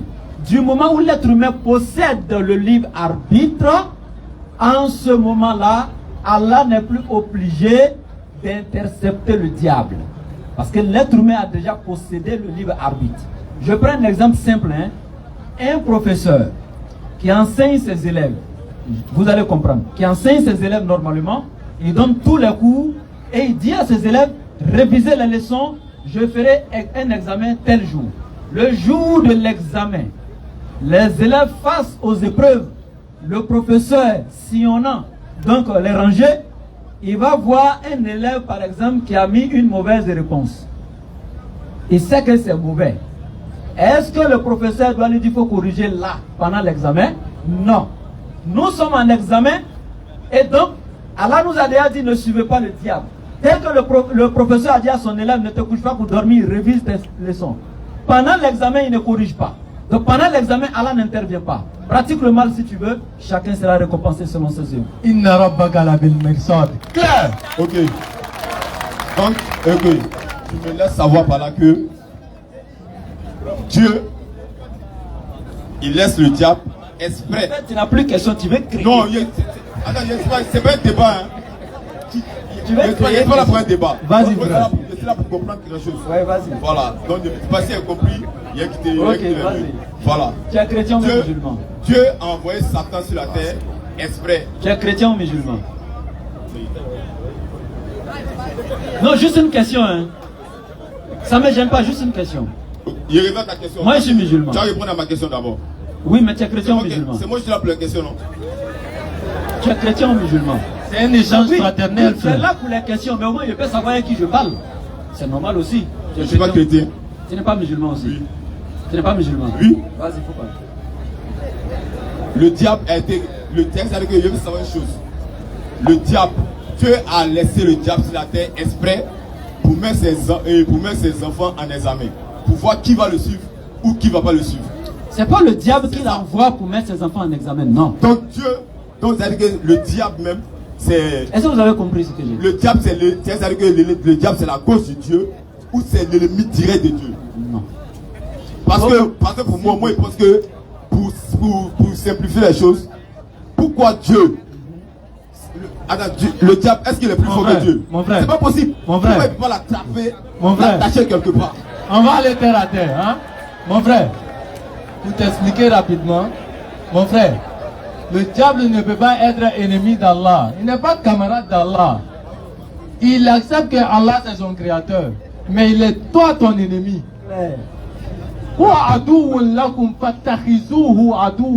Il est ennemi pour toi. Toi aussi, tu dois le prendre pour ennemi. Tu dois le combattre et suivre ton créateur. Et Allah subhanahu wa ta'ala, il dit, Inna hadaynahu sabila imma shakiran wa imma kafura. Lui t'a donné deux voies. Il y a la voie, un voie pour aller au paradis, il y a l'autre voie pour aller en enfer. Si tu suis l'autre voie qui va en enfer, tu vas te retrouver en enfer. Mais si tu suis la voie d'Allah subhanahu wa ta'ala, c'est direct au paradis. Tu vois, tu vas comprendre quelque chose, s'il te plaît, s'il te plaît. Tu as arrêté là, non? Ok. J'ai mis un couteau ici. Et puis tu as dit, mon frère, il faut prendre, tu as piqué quelqu'un ici. Tu as fait? Mon nom. Pourquoi? C'est conscient de ce qu'il fait. Malgré que le diable est là, tu n'as pas le suivre. Allah n'est pas obligé de l'attacher. Ceux qui craignent Allah vont le suivre. Ils vont suivre Allah. J'ai compris ce qu'il t'a dit, tu as compris. Ce qu'il t'a dit, il a compris. Donc ça dit que Dieu ne peut pas attacher le diable. Non mais ça plaît, il n'y a pas envie de tuer ici. Il n'y a pas trop envie de tuer. Selon les sources islamiques, oui, voilà. Chaque mois de Ramadan, même Allah attache tous les shayatines. Voilà. Il y en a venu là. Selon les mois de Ramadan, Dieu attache le diable et tous ses enfants. Tous ses suppôts. Ok, comme tu veux. C'est-à-dire que le mois de Ramadan, Dieu arrive à attacher le diable. Pour ne même pas qui est. Qui l'a créé? C'est Dieu. Mais ok, maintenant pourquoi ne pas l'attacher éternellement? Mais puis c'est le mois de Ramadan, il attend pour l'attacher. Pourquoi c'est le mois de Ramadan, il attend pour l'attacher et puis il va l'attacher éternellement? Ok, mais pourquoi laisser le mois de Ramadan, pourquoi il ne le laisse pas? C'est ce que j'ai expliqué là. Tu veux que j'explique comment? Comment tu dis tout de suite, malgré qu'il est défait, tu n'as pas voulu prendre couteau pour tuer la personne? Mais pourquoi le mois de Ramadan aussi, malgré là, il ne peut pas le laisser comme ça? Ok, tu vois, Dieu est l'auteur de sa création. Quand le mois de Ramadan arrive, il a décidé, avant le temps du prophète Mohammed, il n'avait pas accordé ça aux autres communautés. Eux n'avaient pas le mois de Ramadan là. Eux ils gênaient mais n'avaient pas le mois de Ramadan que nous on a là. Maintenant, pour honorer la meilleure de toutes les créatures, le pur de toutes les créatures, l'exalté de toutes les créatures, Allah décide de faire exception à sa communauté. Allah il lui a fait des grâces qu'il n'a pas accordées aux autres. C'est pourquoi Allah lui donne le mois de Ramadan. Et dans ce mois de Ramadan, Allah attache les shayatines. Mais malgré ça, tu ne vois pas que les êtres humains commettent péché dans le mois de Ramadan. Tu vas poser la question. Si Satan est déjà attaché, qui les pousse à commettre péché? Pose la question. Question. La question, il y a la poser forcée. Ça, je suis. Parce que si le diable est attaché, parce que si tout vient du diable, que le diable est attaché. Si tout vient du diable, que le diable est attaché. Ceux qui font le mal. Il faut le mal selon Dieu. Je t'explique, maman. Mon frère, tu fais la différence entre deux choses. Il faut faire la distinction entre deux choses. Il y a ce que l'âme fait et puis il y a ce que le diable fait. Tu comprends? L'âme incite au mal. Le diable incite au mal. Et le plus bas des étapes de l'âme, on appelle ça an-nafsu al-ammaratu bis-su. L'âme qui incite au mal. Si tu es dans cette étape-là, le diable n'a rien à faire avec toi. Il y a un savant musulman, son nom m'échappe un peu, il communiquait avec le diable.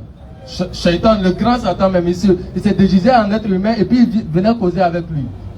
Et puis le savant a demandé à Shaitan, comment tu fais pour égarer les gens? Il dit actuellement, avant, c'est moi je montrais aux êtres humains comment égarer, comment s'égarer. Mais actuellement là, c'est les êtres humains même qui m'apprennent comment on s'égare, comment on se détourne d'Allah. S'il te plaît, je termine, s'il te plaît. Tu vois un peu. Je t'explique. Tu sais, l'être humain, le mal existe, le bien existe. Donc, l'homme là, le Satan lui vient dans tes pensées et il t'incite à aller faire le mal. Tu vois, donc lui c'est son rôle.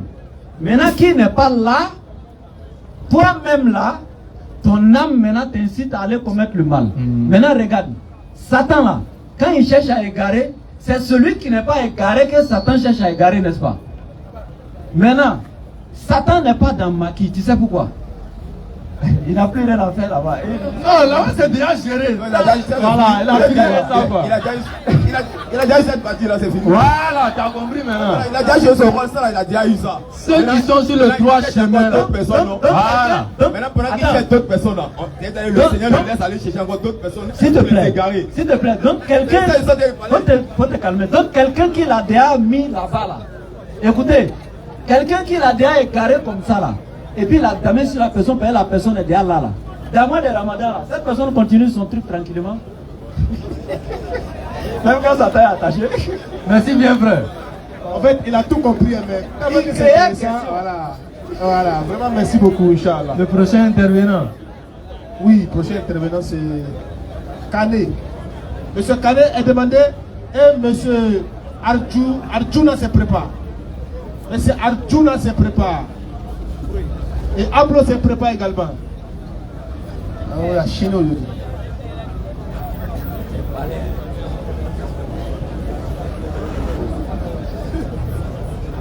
Assalamu alaikum. Wa alaikum salam wa rahmatullah. Ouais, s'il vous plaît, au début de votre enseignement, vous avez parlé des 10 commandements de Dieu. Donc le monsieur nous a expliqué 2 commandements. Donc j'aimerais qu'il nous donne les 8 autres.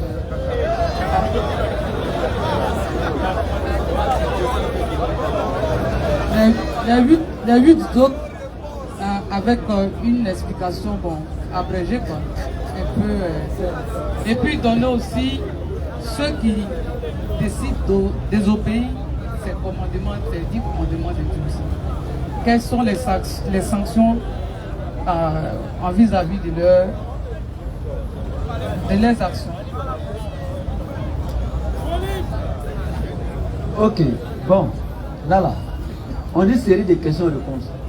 Ma parole est tellement chic dans ma bouche, si je commence à donner l'explication là, bon, je vais donner des cités, donc on y va avec. Qul ta'alaw atlu ma harrama rabbukum alaykum. Donc, le prophète appelle, il dit venez que je vous énumère les choses que votre Seigneur vous a interdites. Allah tushriku bihi shay'a. Ne rien associer à Allah dans l'adoration. Wa bil walidayni ihsana. Être bienfaisant envers ses pères et mères. ولا تقتلوا أولادكم من إملاق نحن نرزقكم وإياهم. Et ne jamais tuer vos enfants par crainte de pauvreté, car c'est moi Allah qui les nourrit ainsi que vous. Et j'explique un peu. Que ce soit à travers l'avortement, que ce soit des gens eux-mêmes qui se sont levés pour dire bon moi je ne veux pas faire beaucoup d'enfants, hein, je vais m'arrêter à 3 enfants dans ma vie. Et donc tout le reste qui vient là, voilà. C'est fini à l'abattoir. Même quand il attend, sa femme lui dit ah, on dirait qu'on a un retard de 2 mois, un truc comme ça, c'est déjà avancé. Hein. Il dit non, je t'avais dit qu'il n'y aurait pas d'enfant, donc il faut t'occuper de ça. Donc, tous ceux qui tuent les enfants, quelle que soit voilà, la cause pour la manière dont, que ce soit par avortement, les jeunes filles, les jeunes garçons, qui ont grossé une fille au quartier, non seulement tu as le péché de l'adultère ou la fornication, et encore le péché du meurtre, parce que tu ne veux pas que la grossesse soit et puis tu vas avoir honte. Tu vas aller avorter. Donc là, il dit quelle que soit la cause pour laquelle vous tuez, et surtout, la majorité disent, même les jeunes, hein, l'enfant là, moi il n'a pas l'argent, hein. Si tu as mis l'enfant là, moi il va m'occuper de l'enfant là comment? Tu savais ça et puis tu allais chercher l'enfant des gens. Tu ne l'as pas marié.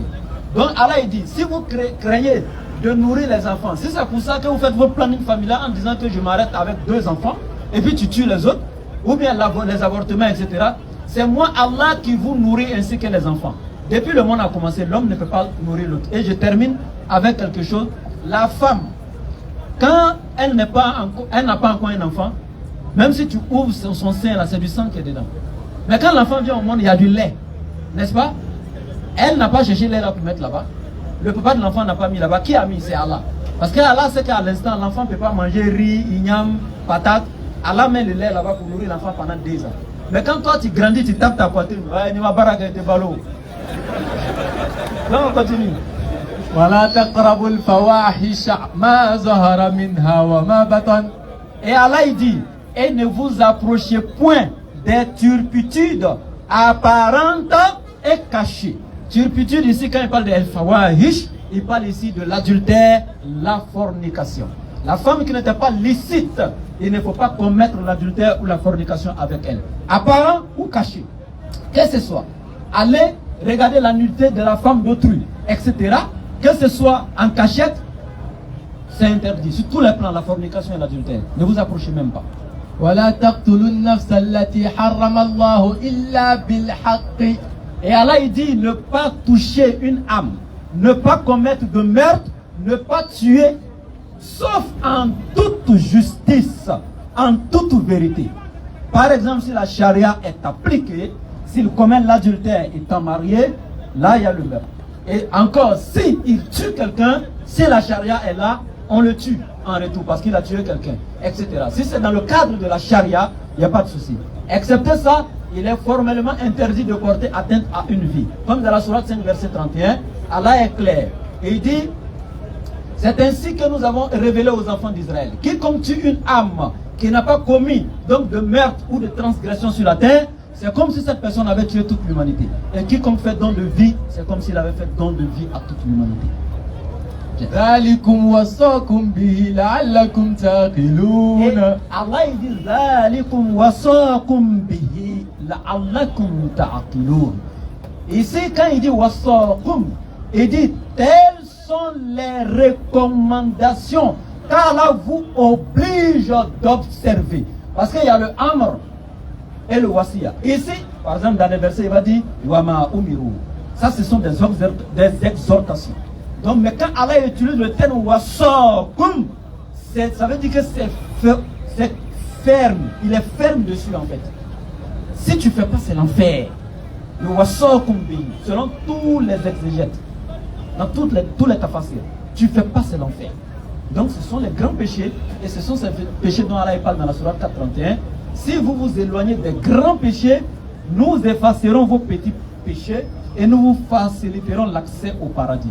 Donc ces grands péchés qu'on doit laisser pour qu'Allah pardonne les petits, ce sont ces grands péchés qu'on cite là.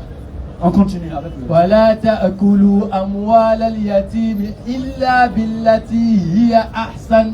Et ne dépensez pas les biens de l'orphelin sauf de la meilleure manière. Et donc dans ce verset nous voyons beaucoup de gens aujourd'hui, quand son frère meurt, il va ramasser tous les biens. Quoi, c'était pour mon grand frère? Voiture, maison, tout. Souvent même, il ramasse la femme même, tout ça là. C'était la femme de mon grand frère. Ouais. Elle est dans l'héritage là. Il prend tout. Allah il dit non, c'est pour ses enfants. Et chacun a une part. C'est vrai que le frère a sa part, la femme a sa part, même le papa et la maman ont leur part. Parce qu'il y a les versets, donc on ne peut pas rentrer dans les détails dans la sourate 4. Chacun a sa part dans l'héritage. Mais la plus grande part revient aux enfants. Donc Allah il dit, si ces enfants-là sont sous ta tutelle, bon, tu es responsable d'eux. Mais leur papa est décédé pour laisser beaucoup d'argent. Donc si tu veux, si toi-même tu n'es pas aisé, tu n'as pas assez de moyens, et que ta foi n'est pas aussi grande, tu décides de prendre eux-mêmes leur argent là, que leur papa a laissé, pour les scolariser avec. Allah il dit, c'est bon, là tu as dépensé leur argent de la meilleure manière. Parce que c'est dans eux-mêmes les affaires que tu as mis. Ou bien si tu es aisé, toi-même tu prends ton argent pour les scolariser, tu les nourris avec ton argent, tu gardes leurs biens jusqu'à ce qu'ils atteignent la maturité, et ensuite tu cherches un témoin et tu leur rends ce qui leur revient de droit, conformément à la sourate 4 verset 6. Donc jusqu'à ce que tu leur rendes lorsqu'ils atteignent l'âge de la puberté.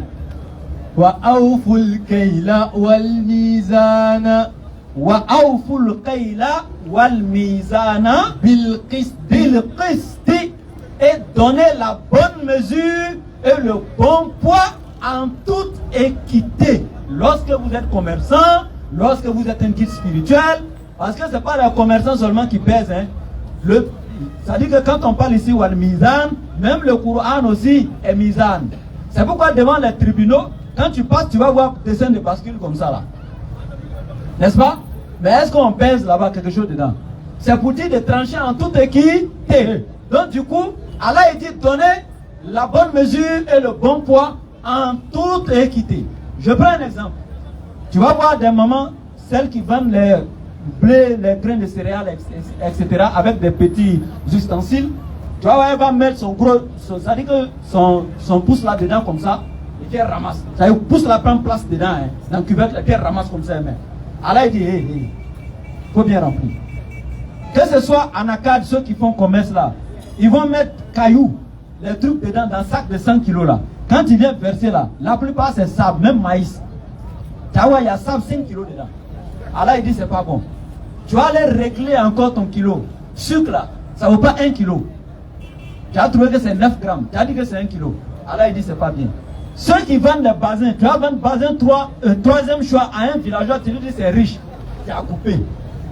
Piment là, tu vas piler cola. Tu vas mettre ça dedans, c'est rouge. Pas piment. Alors il dit, tu es dedans. Toi, oustaz là, Allah t'a donné la connaissance. Comme toi, tu es un fornicateur, quand tu as réussi à verser de fornication, tu coupes ça. Et puis tu passes. Tu as coupé kilo. Voilà, on avance.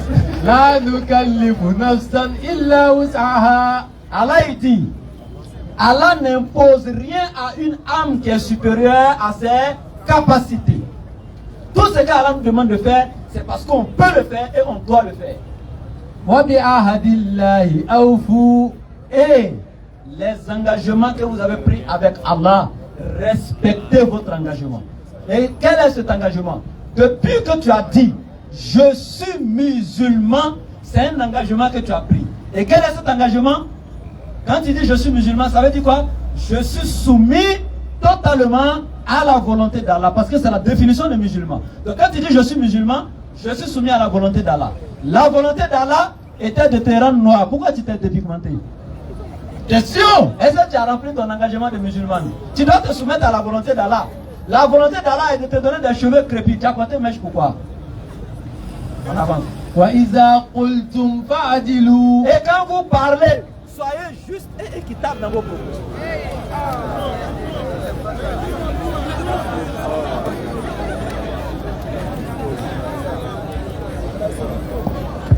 Vas-y frère. Donc quand vous parlez, soyez juste et équitable dans vos propos. Et quel genre de paroles? Ce sont les paroles de jugement.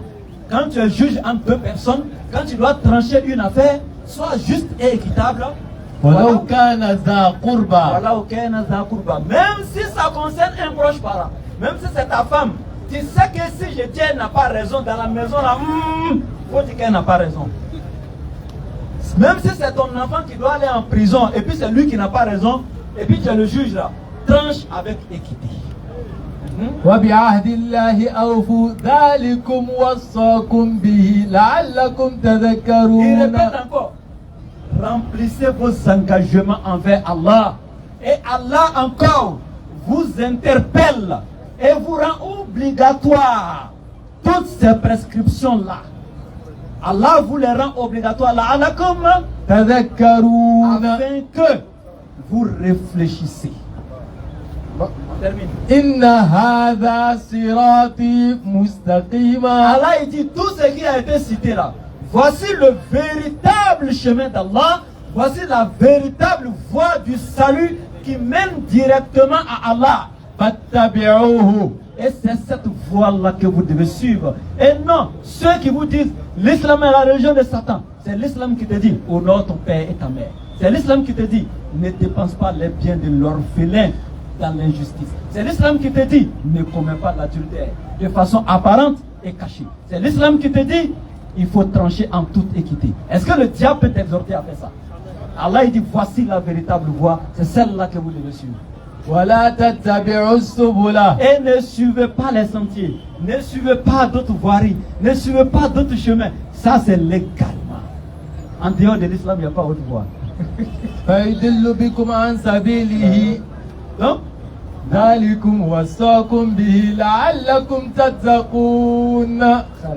donc je pense que j'ai cité tous les 10. Voilà, merci. C'est bon, c'est propre. Merci beaucoup pour les renseignements, Oustaz Ibrahim. Vraiment, on a pris beaucoup de notes. Surtout, M. Isaac, il a pris note également.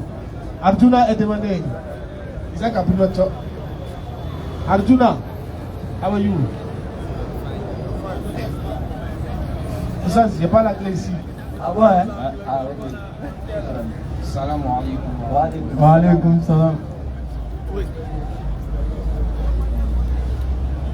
Bon, Oustaz, moi j'ai une question sur un hadith. Voilà, c'est l'hadith concernant le mariage du prophète sallallahu alayhi wa sallam avec Aïcha. Voilà. C'est bon. Voilà, donc quand les chrétiens nous approchent, ils nous disent que notre prophète est pédophile parce qu'il s'est marié à une fille à l'âge de 11 ans. Et à 9 ans plus tôt. Donc comment répondre à un chrétien qui nous dit que le prophète est pédophile parce qu'il s'est marié à une fille à l'âge de 9 ans? Alhamdulillah Rabbil Alamin wa salatu wa salam ala Rasulillah. Dans mon introduction, j'avais prévu même ça. Mais comme il y a la tenue, à Guy Blagana quoi. Leçon hadith là. Et puis allons-y dans l'historique. On dit le prophète Mohammed sallallahu alayhi wa sallam, il a reçu la révélation à l'âge de 40 ans. Au moment où il a reçu la révélation, Aïcha avait 4 ans. Tu sais, les chrétiens, ils ont un grand chèque. Il s'appelle Google. Akbar va aller le quoi. Donc, tu te réfères à leur Google, tu tapes. Eux-mêmes, ils ajoutent 2 ans dessus. Eux disent, Aïcha avait 6 ans, environ 6 ans, quand le prophète a reçu la première révélation. Dans les trucs islamiques, c'est écrit 4 ans. Prenons 4 ans et après 6 ans. Au moment où il a reçu la révélation, il avait 4 ans. Et après la première révélation, le prophète Mohammed a fait combien d'années à la Mecque? 13 ans. 13 ans plus 4 ans, ça fait combien? Ça fait 17 ans. Il a pris pour épouse Aïcha aux 2e année de l'émigration à Médine. Ajoute les 2 ans à 17 ans, ça fait combien d'années? 19 ans. Ça fait 1. Le prophète Mohammed est décédé à l'âge de 63 ans. Et Aïcha est décédée à l'âge de 77 ans. Et comme ils savent que quand ils disent 77 ans, ça ne va pas tomber aux 9 ans, ils ont coupé 10 ans. Quand tu vas sur Google, ils ont mis 67 ans. Bon, prenons 77 ans. Et puis, Aïcha est décédée au 58e année de l'Égypte. Quand tu fais 58 moins 77, ça reste combien? Ça reste 19 par là. Et quand tu ajoutes les 2 années, ça fait 21 ans. Donc pour aller rapidement, si on prend 6 ans, ça tombe sur les 21 ans proprement, comme si quand on soustrait 77 ans au 58, ça reste 21 ans. Donc au plus bas, le prophète Mohammed sallallahu alayhi wa sallam, il a pris Aïcha pour épouse 19 ans ou plus que 19 ans. Bien, et ça c'est historique. Je vais compléter rapidement quelque chose de très intéressant. Tu sais, si on va sur cette voie-là, c'est pas bon. Moi, je les ai appelés au laboratoire fatigués, ils ne sont pas venus. Ils me connaissent. Dans leur Bible, là, il y a une fille qui a été mariée à 3 ans. C'est le laboratoire. Et quand on partait la donner à son mari, là, elle est partie avec sa nourrice. C'est-à-dire elle était bébé, elle était nourrisson. Et puis on l'a mariée à 3 ans. La femme qui lui donne la tête là, elle l'a accompagnée chez son mari. Elle s'appelle Rebecca. Ils savent, on se connaît. Marie qui est là. Il faut leur demander. Joseph, le fiancé de Marie là. Joseph avait près de 80 ans pendant que Marie avait 12 ou 11 ans.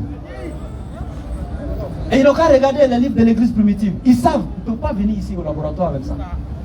Ok. Ok, merci beaucoup pour les enseignements qu'on accepte. Monsieur... Et Ablo. Ablo est où?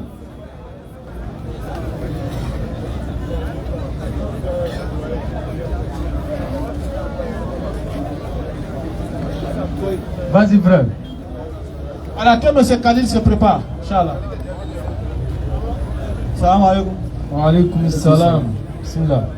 Il y a une question à poser. Vas-y frère.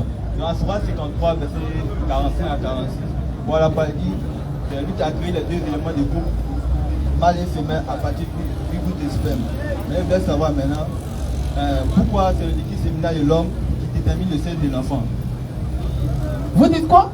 Je veux savoir pourquoi c'est le sperme de l'homme qui détermine le sexe de l'enfant. Vous avez reçu cette information d'où? Ah ouais. Vous avez fait des recherches. Alhamdulillah. Vas-y, frère. Ok. C'est pas le liquide séminal qui détermine le sexe. Voilà. Il lisait. Où? C'est Google. C'est où? C'est un document qu'il lisait. Bon, il veut dire un livre comme ça, petit livre qu'il lisait. Il y a un gars qui s'est converti à l'islam. La personne dit mon grand amour pour Jésus m'a converti à l'islam. C'est le document qu'il lisait. Et puis il a vu tout ça. Il a versé pour aller prendre public. Donc à travers ça, il a découvert tout ça, bien pour une question. Donc on va couper pour elle. Le sexe de l'enfant là, c'est Allah qui décide si c'est la garçon ou une femme. Abana.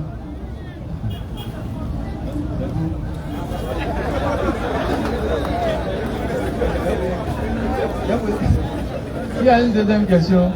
Il y a une deuxième question. Vas-y, frère. En fait, les scientifiques ont dit pour eux, mais c'est Allah qui donne. Abana. D'accord. Merci beaucoup. Je voulais savoir, je suis de votre il dit, il y a un hadith où le prophète Ali sallallahu dit, si je ne me trompe pas, il dit que tu es musulman, celui qui rate 3 jours, 3 vendredis n'est plus musulman. Je voulais savoir ça pourquoi. 3 vendredis, tu n'es plus musulman, si je ne me trompe pas. Voilà. Non. En fait, c'est un avis qu'il donne. Il y a plusieurs avis en islam. Il y a 4 grandes écoles juridiques en islam. Donc ce n'est pas à l'unanimité. Voilà. Donc ici, je prends l'exemple, même pas la prière du vendredi. Quelqu'un qui a juste délaissé la prière, il ne prie plus. Il y a des savants qui disent qu'il n'est plus musulman, se basant sur un hadith du prophète qui dit la prière est la barrière entre nous et les mécréants. Celui qui la délaisse devient l'un des leurs. Donc quand toi tu délaisses, tu deviens l'un des leurs. Donc pour eux, tu es mécréant. Mais alors qu'en réalité, d'autres savants te disent non, il a délaissé la prière. Mais toujours en étant conscient que la prière est prescrite et qu'elle est obligatoire, tant qu'il a cette croyance que Allah est un, que Mohammed est son prophète et que la prière est prescrite, mais seulement il a laissé la sourate par la négligence, il est toujours musulman, mais le délaissement de la prière est un grand péché pour lui. Voilà. C'est un péché, et même un grand péché, mais ça ne sort pas la personne de l'islam tant qu'il croit que c'est une révélation et une prescription d'Allah, tant qu'il croit en ça. D'accord, merci beaucoup. Il y a une autre question. Oui.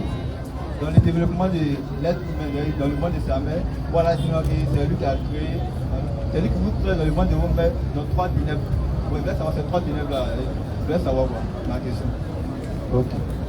Donc les 3 ténèbres, il y a d'abord les ténèbres de l'utérus, il y a les ténèbres donc de l'embryon, c'est un œuf, et il y a les ténèbres donc du ventre même de la maman. Ça fait 3 ténèbres. Merci beaucoup. Non, juste une dernière question. Oui. Voilà, le frère d'Eman, Oustaz. Oui. Lui, il joue de la musique. La batterie, quoi. Ouais. Voilà, mais ses camarades l'ont dit, genre, toutes ces prières qu'il fait là, comme il fait la musique là, que c'est parti, genre, c'est 0, quoi. Non, c'est pas le cas en islam. La prière n'a rien à voir avec ça. Quand tu fais ta prière, tu as les mérites de la prière. Quand tu commets un autre péché, tu as les péchés là-bas. Mais Oustaz, est-ce que la musique est interdite à l'islam? Question. Tu veux me mettre dans quoi là? Bien sûr, on reste si lui le soir là. Je ne reste pas dans la main de quelqu'un.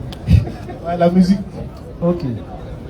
C'est un sujet de divergence entre les savants.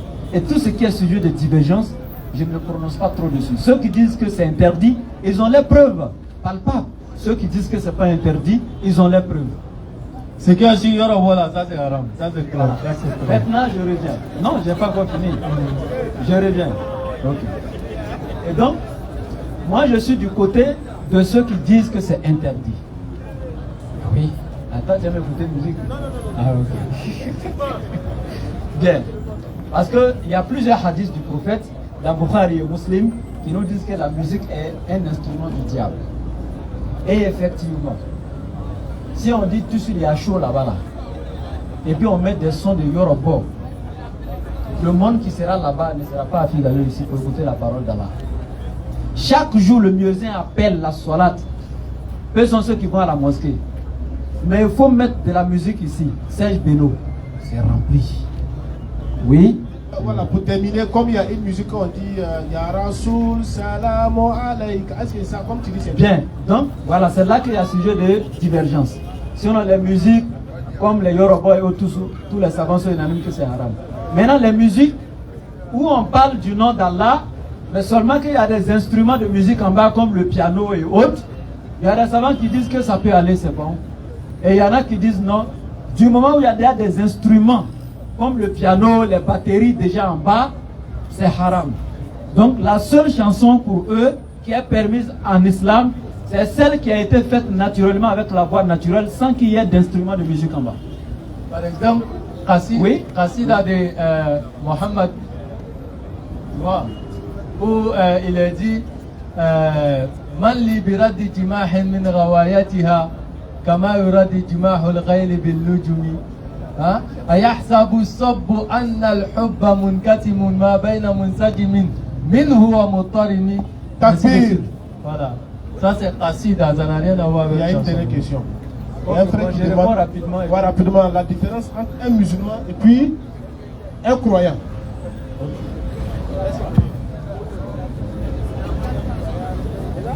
Voilà, la différence entre un musulman et puis un croyant. Voilà, c'est tout. Donc, le musulman, c'est une formalité. Voilà, tu viens, tu attestes. Le musulman, il atteste qu'Allah est un et que Mohammed est son messager. Il croit en Allah, il atteste, il accepte.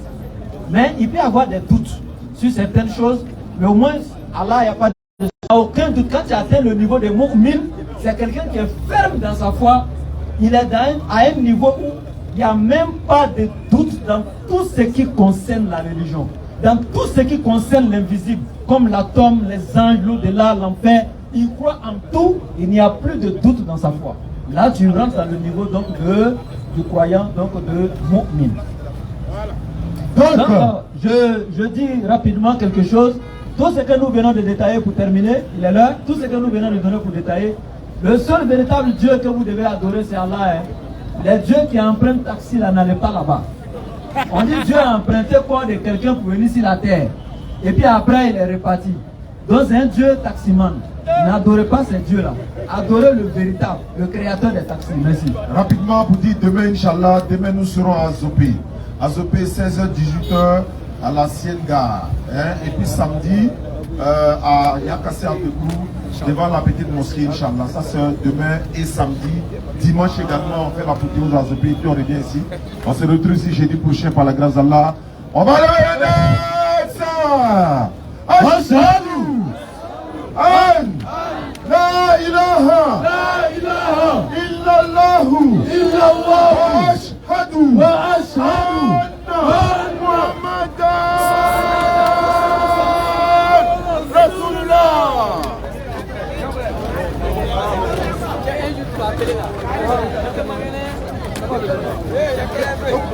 Hey,